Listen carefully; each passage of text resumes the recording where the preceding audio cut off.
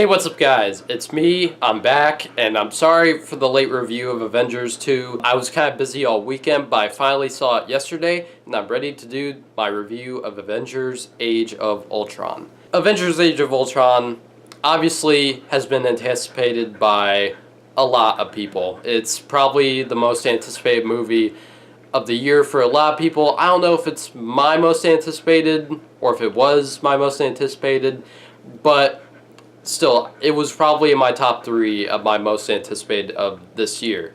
And I finally saw it yesterday. It's finally come out.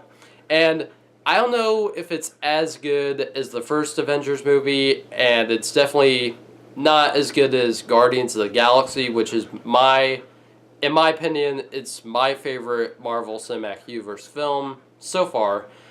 But I still really, really enjoyed Avengers Age of Ultron, and it's in my top 3 favorite Marvel Cinematic Universe films. Avengers Age of Ultron is packed with content in this movie.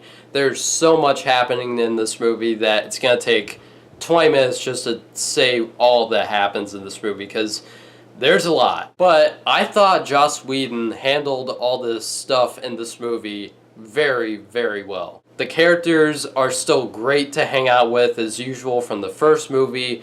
The old players like Iron Man, Captain America, Thor, Black Widow, the Hulk, all those guys are just as good as they were back in 2012. The new characters I really liked also. Quicksilver and Scarlet Witch, new additions in this movie. Ultron, of course, is the new villain in this movie, and Ultron is probably the best villain in this franchise ever. I actually think he's a lot better than Loki, because I like Loki, but I didn't think Loki was that interesting of a character. He kind of was just this sort of jealous brother of Thor that just wanted to wipe out everything. But Ultron is a more complex character, and he's a robot. Who would know? But I really think he's the best villain in this franchise because he's funny. He's dark and serious when he needs to be. He's scary. And he really seems like he's the bane of this franchise. James Spader does an incredible job with the voiceover work in this movie. He was awesome in this movie. He really steals the show in this movie. New characters like Quicksilver and Scarlet Witch, they're fun characters. I still like Evan Peters' Quicksilver from X-Men Days of Future Past, because he was only in it for like 10 or 20 minutes, but he just still stole the show way more in that movie, just because he was so energetic in that movie. He was just so funny, and Aaron Taylor Johnson does a good job in this movie. His Russian accent was a little weird at times, and so was Scarlet Witch's, played by Elizabeth Olsen, who was also in Godzilla. But I think they did a good job, and they were really fun to hang out with, especially in the climax when the action was happening.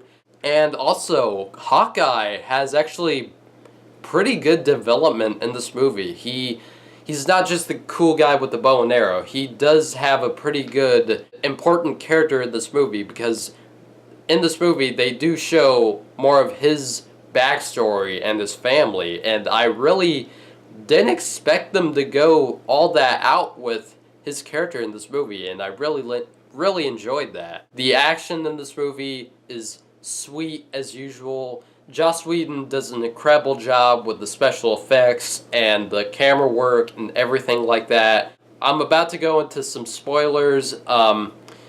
If you don't want to listen to the spoilers, here's this text saying where to go when the spoilers are over. First of all, Paul Bettany, who plays the Vision, he is awesome in this movie. I didn't know what to expect with the Vision in this movie, but I thought they handled him very, very well. He's kind of this, like, philosopher of this team. He acts like Jarvis, but he's a little more human than Jarvis, and the part where he grabs Thor's hammer when he appears, he's the worthy one. He's worthy like Thor, and when that happened, like, and the Avengers are just looking at the like, whoa. Everyone was laughing in my theater, and I was like dying laughing too, and yeah, that was badass. There's some really good character development in this movie that I wasn't expecting them to go all that deep. Especially the scene where Scarlet Witch has this power to basically to mess with your mind, and she basically does that with Black Widow, she does it with Thor and Captain America and Iron Man. And what happens with Iron Man is that she basically makes him see the Avengers pretty much all dead, and he's just like watching and seeing every one of his team members dead, and those sort of like alien worm things from the first Avengers that attacked New York, that basically comes to life in this castle, and it basically flies into this portal in space, and it's actually kind of disturbing when I think about it.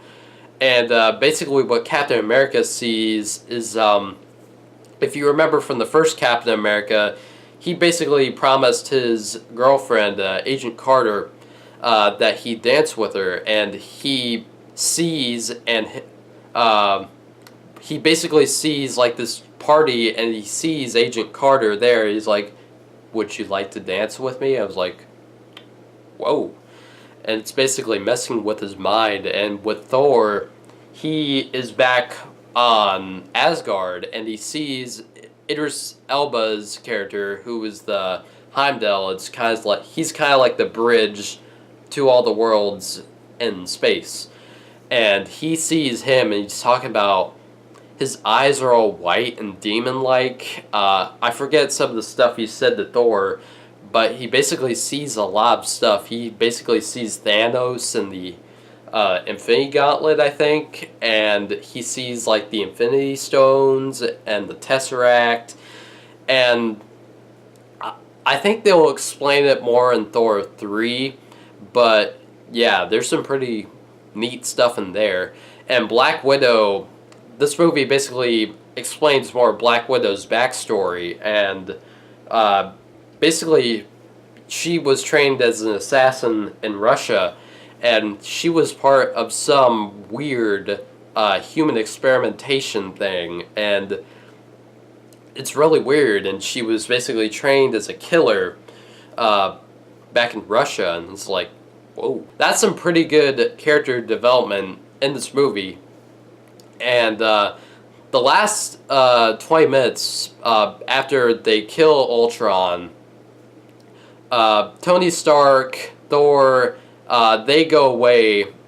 So basically the whole team is split up. Now Captain America and Black Widow are training a new Avengers team, which is made up of the Vision, Falcon, Scarlet Witch, because Quicksilver gets shot down and killed in the last climax of this film, and I was actually kind of sad when he died. It was like, I like the character, I didn't really want to see him get killed. But there's 4 new Avengers in this new team that's coming up, and it's probably going to be set up for Avengers 3 and Civil War, Captain America 3. So yeah, those are the spoilers that I wanted to discuss about Avengers Age of Ultron. Overall, I had a really, really good time with Avengers 2.